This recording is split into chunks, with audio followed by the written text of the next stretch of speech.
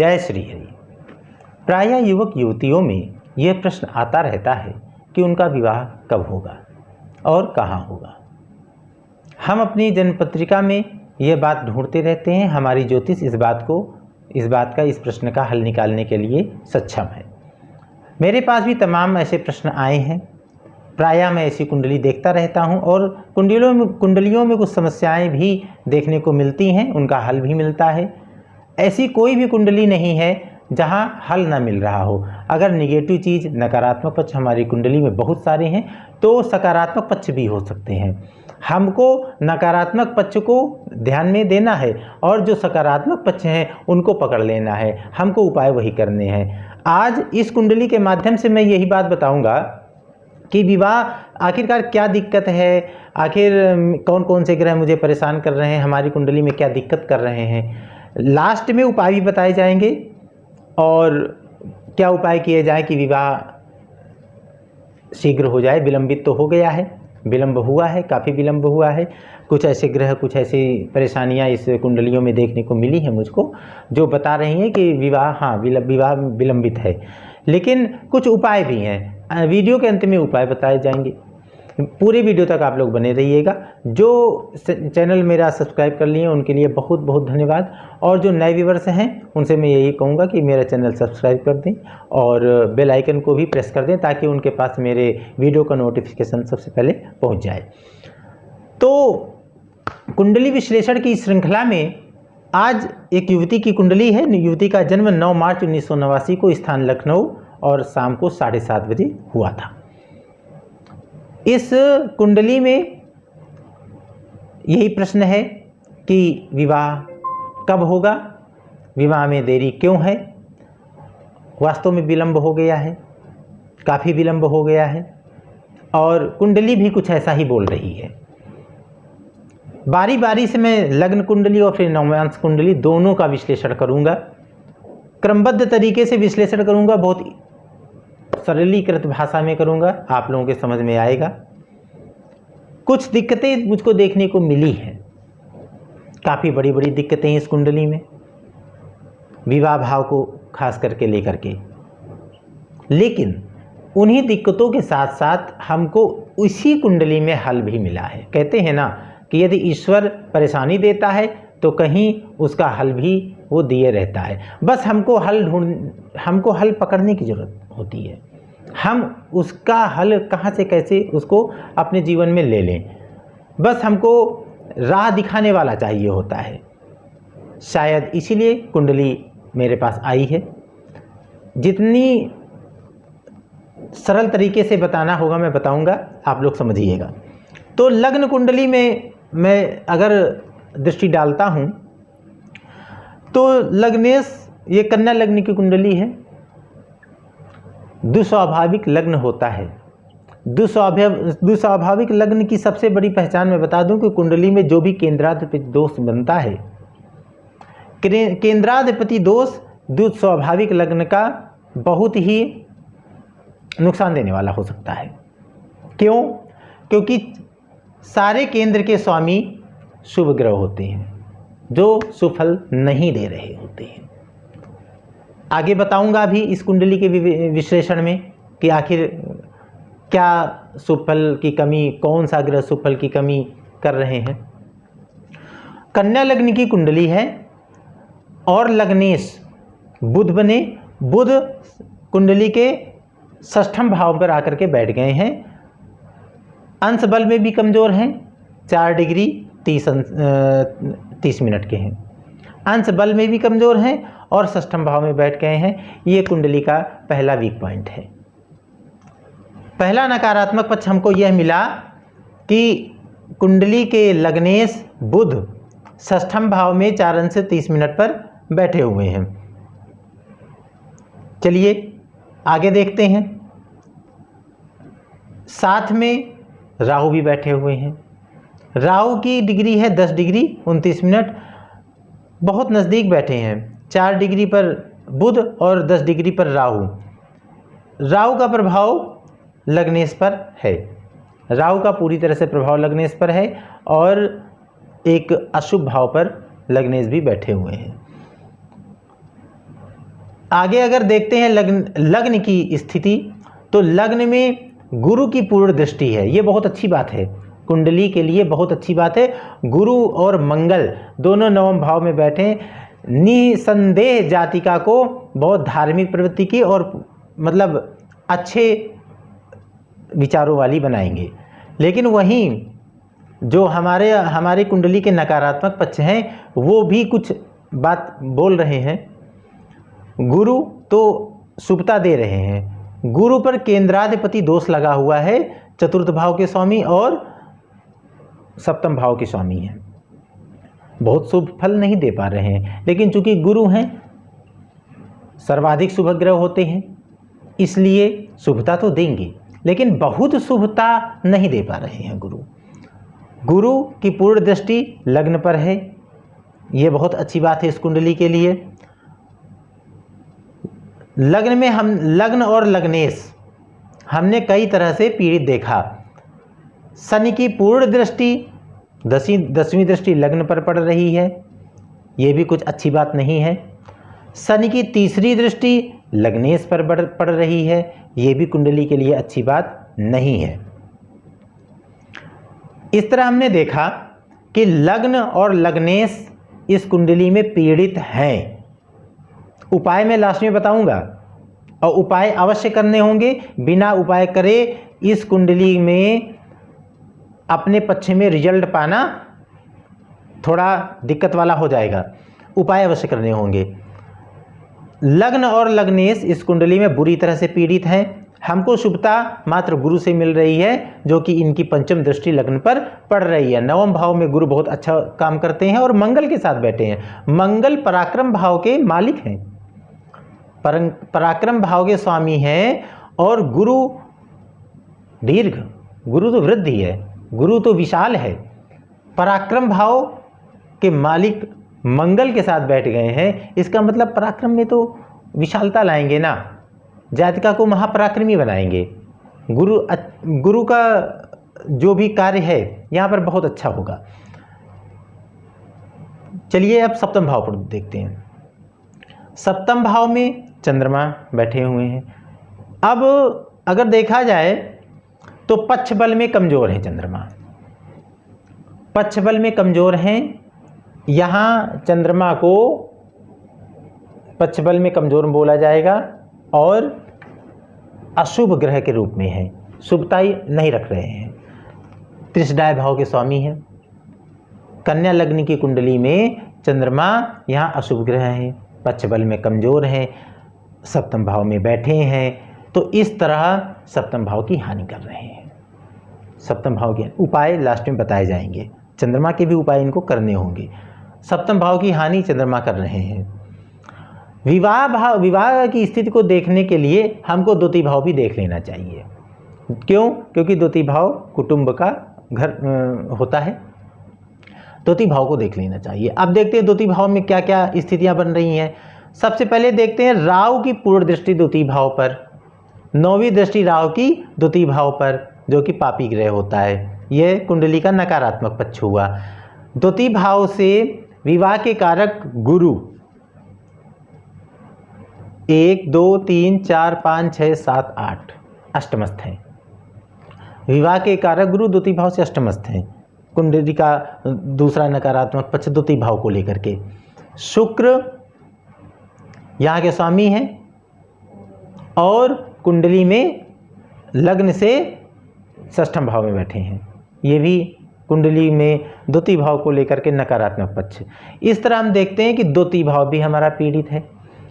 द्वितीय भाव भी पीड़ित हुआ, लग्न भी पीड़ित हुआ, लग्नेश भी पीड़ित हुआ, सप्तम भाव भी पीड़ित हुआ।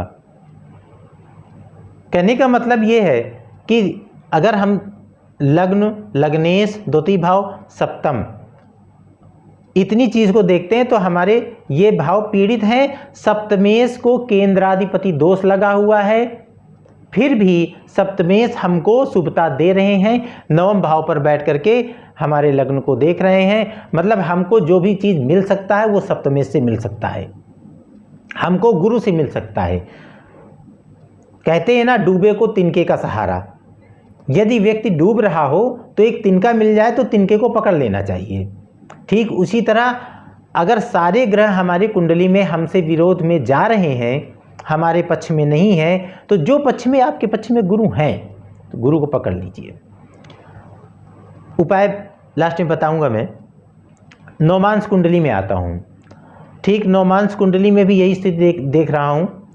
सबसे पहले लग्न को देखते हैं। लग्न में सूर्य बैठे हैं।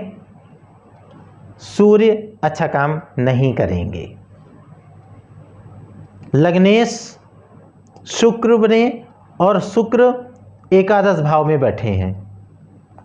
लग्न पर राहु की पूर्ण दृष्टि है। देखिएगा, राहु की लग्न पर पूर्ण दृष्टि है। 1 2 3 4 5, पांचवी दृष्टि से देख रहे हैं लग्न को। ये अच्छी स्थिति नहीं बन रही है। इस तरह नवमांश चार्ट में भी D9 में भी लग्न हमारा पीड़ित है। लेकिन अच्छी बात क्या है कि बुध शुभ ग्रह होकर के लग्न को देख रहे हैं। ये अच्छी बात हमको मिल रही है। मैंने कहा ना, यहाँ हमने गुरु को पकड़ा है, हमारे शुभ ग्रह बन रहे हैं, हमको अच्छा फल देने वाले बन रहे हैं। यहाँ हम बुध को पकड़ेंगे, बुध हमको अच्छा फल देने वाले ग्रह मिल रहे हैं। आगे देखते हैं, सप्तम भाव को देखते हैं। सप्तम भाव के स्वामी मंगल दसम भाव पर बैठे हैं, गुरु के साथ हैं, अच्छी बात है। सप्तम भाव पर केतु की दृष्टि है, केतु की पूर्ण दृष्टि है जो कि नुकसानदेह है। सप्तम भाव पर शनि की पूर्ण दृष्टि है जो कि नुकसानदेह है। आखिर विवाह में विलंब क्यों हुआ? विवाह में विलंब मात्र इन्हीं कारणों से हुआ। पंचम भाव पर केतु की पूर्ण दृष्टि, माफ कीजिएगा, सप्तम भाव पर केतु की पूर्ण दृष्टि। शनि पंचम भाव पर बैठ करके सप्तम भाव पर पूर्ण दृष्टि डाल रहे हैं। राहु का प्रभाव हालांकि नहीं है सप्तम भाव पर। तो इस तरह हम देखते हैं कि सप्तम भाव भी 2-3 पापी ग्रहों से पीड़ित हो रहा है। एक तो सूर्य की पूर्ण दृष्टि, शनि की पूर्ण दृष्टि, केतु की पूर्ण दृष्टि, 3 ग्रह सप्तम भाव को देख रहे हैं। तो यहाँ तो पूरी तरह से सप्तम भाव पीड़ित हो रहा है। लेकिन अच्छी बात यह है कि बुध देव बैठे हुए हैं, शुभ ग्रह बन करके बैठे हुए हैं, इसलिए यह हमको अच्छी बात मिल रही है। अगर द्वितीय भाव में देखते हैं तो द्वितीयेश बुध केंद्र पर बैठे हैं, सप्तम भाव पर बैठे हैं। ये तो बहुत अच्छी बात मिल रही है हमको कुंडली पर। बुध पर शनि की पूर्ण दृष्टि है, दसम पूर्ण दृष्टि है। शनि देखिएगा 1 2 3 4 5 6 7 8 9 10, शनि की पूर्ण दृष्टि द्वितीय भाव पर है। ये कुंडली का नकारात्मक पक्ष हमको मिल रहा है। नवमांश कुंडली का, नवमांश कुंडली के जो नकारात्मक पक्ष हैं वो देखिएगा, लग्न सूर्य से पीड़ित हो रहा है, राहु से पीड़ित हो रहा है, लग्नेश शुक्र शनि से पीड़ित हो रहे हैं। शनि की पूर्ण दृष्टि है शुक्र पर, शनि से पीड़ित हो रहे हैं। और सप्तम भाव सूर्य से पीड़ित हो रहा है, शनि से पीड़ित हो रहा है, केतु से पीड़ित हो रहा है। द्वितीय भाव हमारा, इसके स्वामी बुध यहाँ पर बैठे हैं, ये बहुत अच्छी बात है। लेकिन शनि से पीड़ित हो रहे हैं, शनि की पूर्ण दृष्टि है, दसम दृष्टि है।